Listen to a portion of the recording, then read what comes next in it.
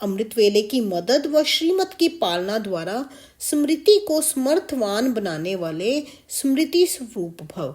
अपनी स्मृति को समर्थवान बनाना है तो वह स्वतः स्मृति स्वरूप बनना है तो अमृत वेले के समय की वैल्यू को जानो। जैसी श्रीमत है उसी प्रमाण समय को पहचान कर समय प्रमाण चलो तो सहज सर्व प्राप्ति कर सकेंगे और मेहनत से छूट जाएंगे। अमृत वेले के महत्व को समझकर चलने से हर कर्म महत्व प्रमाण होंगे। हर जो आपका कोई भी कर्म होगा वह महत्व प्रमाण होगा। उस समय विशेष साइलेंस रहती है, इसलिए सहज स्मृति को समर्थवान बना सकते हो। स्लोगन है, याद और निस्वार्थ सेवा द्वारा माया जीत बनने वाले ही सदा विजयी हैं। अव्यक्त इशारे हैं, एकता और विश्वास की विशेषता द्वारा सफलता संपन्न बनो। संगठित रूप में आप ब्राह्मण बच्चों की आपस में संपर्क की भाषा अव्यक्त भाव की होनी चाहिए। जैसे फरिश्ते अथवा आत्माएं आत्माओं से बोल रही हैं।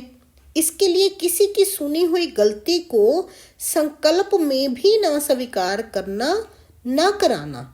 ऐसी जब स्थिति हो तब ही बाप की जो शुभ कामना है एक मत संगठन की, वे प्रैक्टिकल में होगी और आपके द्वारा बाप प्रत्यक्ष होगा।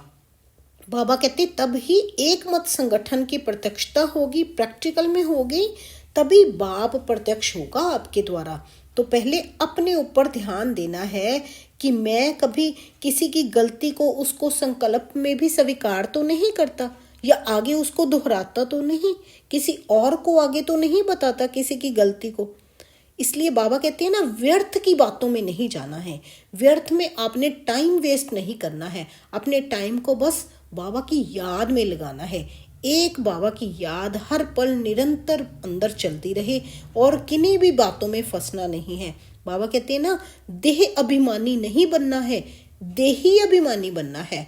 आप मुए मर गई दुनिया, कुछ भी पुराने को याद नहीं करना है। जैसे बाबा ने आज भी मकान का एग्जाम्पल दिया है ना, कि पुराना मकान है तो उसको छोड़कर नए की तरफ ध्यान लग जाता है ना।